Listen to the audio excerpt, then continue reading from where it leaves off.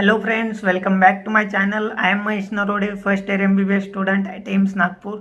तो आज का वीडियो थोड़ा सा अलग होने वाला है। मैंने एक अलग टॉपिक पर ये वीडियो बनाने की सोची। तो आज का टॉपिक है कि एग्ज़ाम में हम जो बबलिंग करते हैं तो बबलिंग की स्ट्रैटेजी क्या होनी चाहिए जिससे आपका टाइम भी बच सकता है। और मैंने बहुत सारे स्टूडेंट्स ऐसे देखे और जो टीचर्स बोलते हैं कि बहुत सारे स्टूडेंट्स का जो सीक्वेंस होता है तो वो गलत हो जाता है। तो वो गलत ना हो इसलिए मैं ये वीडियो बना रहा हूँ। तो ये वीडियो देखने के बाद आप अपनी बबलिंग की कुछ स्ट्रैटेजी बना सकते हैं, तो आप वो फॉलो करना और हमें कमेंट सेक्शन में इसके अलावा भी आप क्या स्ट्रैटेजी यूज़ करते हो बबलिंग के लिए। या मान लो कि आप जो फिजिक्स केमिस्ट्री और बायोलॉजी में से कौन सा पेपर पहले सॉल्व करते हो, पहले क्यों सॉल्व करते हो, तो ये भी कमेंट सेक्शन में ज़रूर बताना। और अगर आपकी कोई स्ट्रैटेजी नहीं हो तो इन तीन जो स्ट्रैटेजी आज मैं बताऊंगा इस वीडियो में, दो मेरे फ्रेंड्स के और एक मैं खुद बताऊंगा। तो वो आप उसमें से कुछ भी फॉलो कर सकते हैं। तो वीडियो स्टार्ट करते हैं।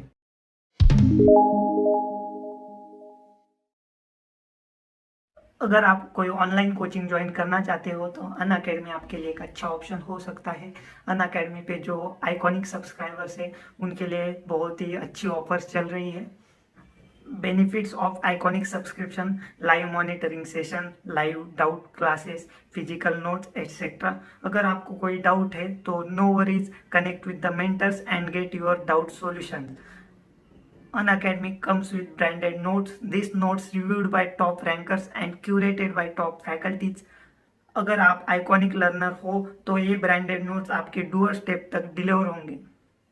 अन अकेडमी पे लिमिटेड पीरियड ऑफर चल रही है नीट यूजी सब्सक्रिप्शन के लिए, साथ ही लिमिटेड एडिशन ऑफर भी चल रही है। अगर आप 12 मंथ या 24 मंथ सब्सक्रिप्शन लेते हो तो 2 मंथ फ्री सब्सक्रिप्शन मिलेगा।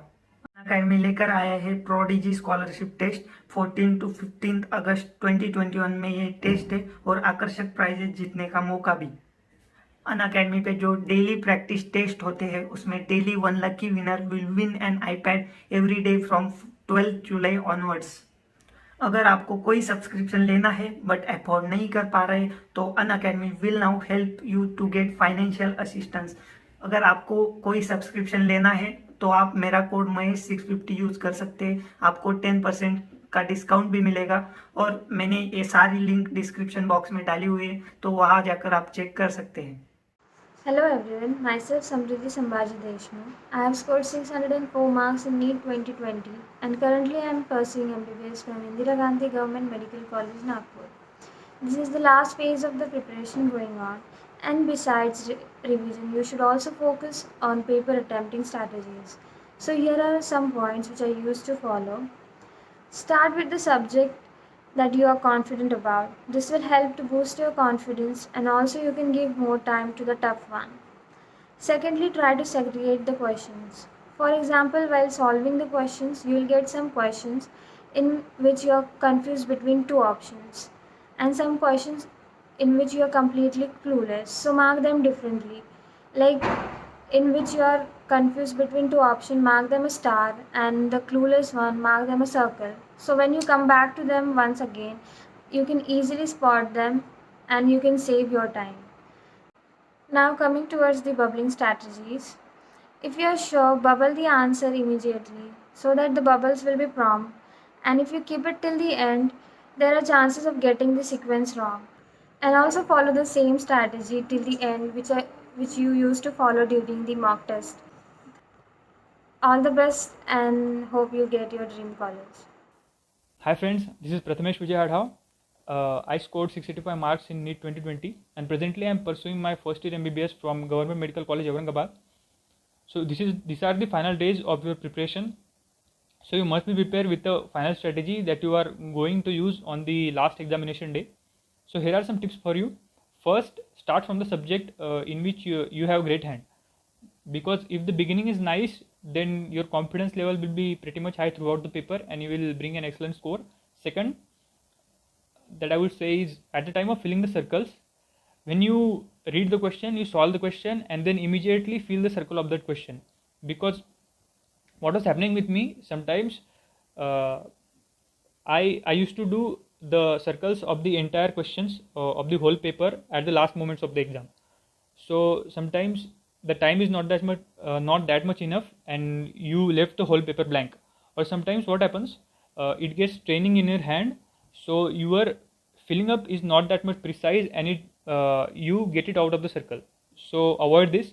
Third that I will suggest is, if you are having confusion between the two options, then always go with the option that, I used to go with the option which strikes first in your mind.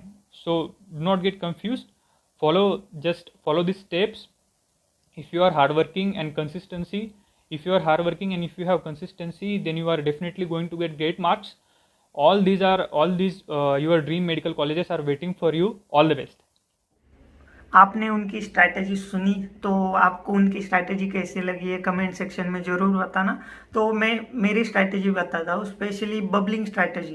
कि मेरी bubbling strategy थोड़ी बहुत प्रथमेश जैसी थी, but मैं ऐसा नहीं करता था कि अगर क्वेश्चन हो जाए तो उसका आंसर डायरेक्ट बबल नहीं करता था। तो मैं पहले क्या करता था, वो क्वेश्चन सॉल्व कर लिया मैंने और मुझे पक्का आंसर पता है कि ये आंसर है, तो मैं अपने आंसर शीट में सिर्फ एक डॉट देता था, एक पॉइंट देता था। बट एक चीज़ याद रखना कि पॉइंट सेंटर में मत दो। इसका मैं रीज़न बताता हूँ कि अगर आपने पॉइंट सेंटर में दे दिया तो कभी कभी वो कैलकुलेट हो सकता है बाय मिस्टेक, क्योंकि पेपर मशीन से कैलकुलेट होते हैं, तो वो कैलकुलेट हो सकता है। तो आप वो सेंटर में देने के अलावा आप किधर भी देंगे, अगर आपको लगता है कि ये आंसर अपना गलत है, गलती से इधर मतलब एक पॉइंट आ गया, तो घबराने की कोई बात नहीं, आप वो आंसर चेंज भी कर सकते हैं।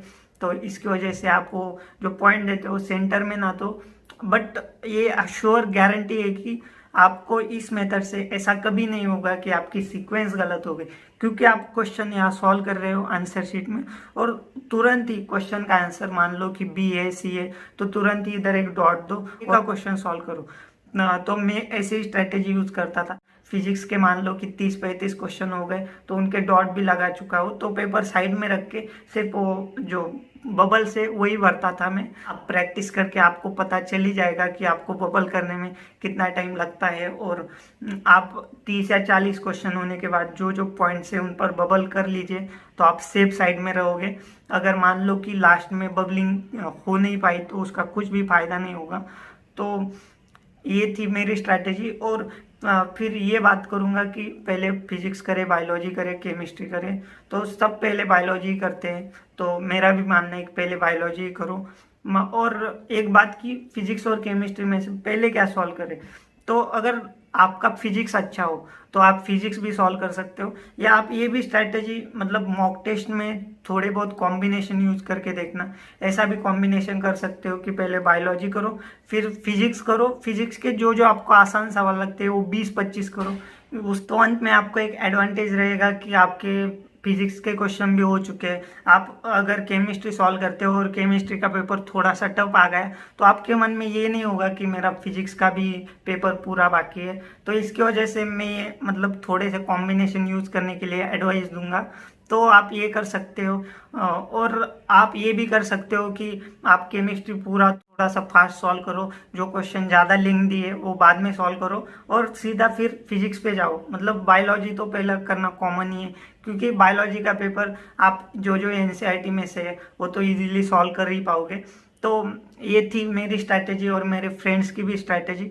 तो मैं उनको थैंक्स बोलना चाहूँगा मेरे चैनल पे आने के लिए। तो आपको ये वीडियो कैसे लगा और ये स्ट्रैटेजीज कैसी लगी, तो आप एक कमेंट सेक्शन में बता सकते हैं। अगर आपको स्टडी रिलेटेड कोई प्रॉब्लम हो तो आप इंस्टाग्राम पे डीएम कर सकते हैं, वो आपको आंसर मिल जाएगा। आप वीडियो पसंद आया तो वीडियो को लाइक करना। अब मिलते हैं नेक्स्ट वीडियो में। आपको कौन से टॉपिक पे वीडियो चाहिए तो एक कमेंट सेक्शन में बताना, तो मैं उस टॉपिक पर अगला वीडियो बनाऊंगा। Thanks for watching.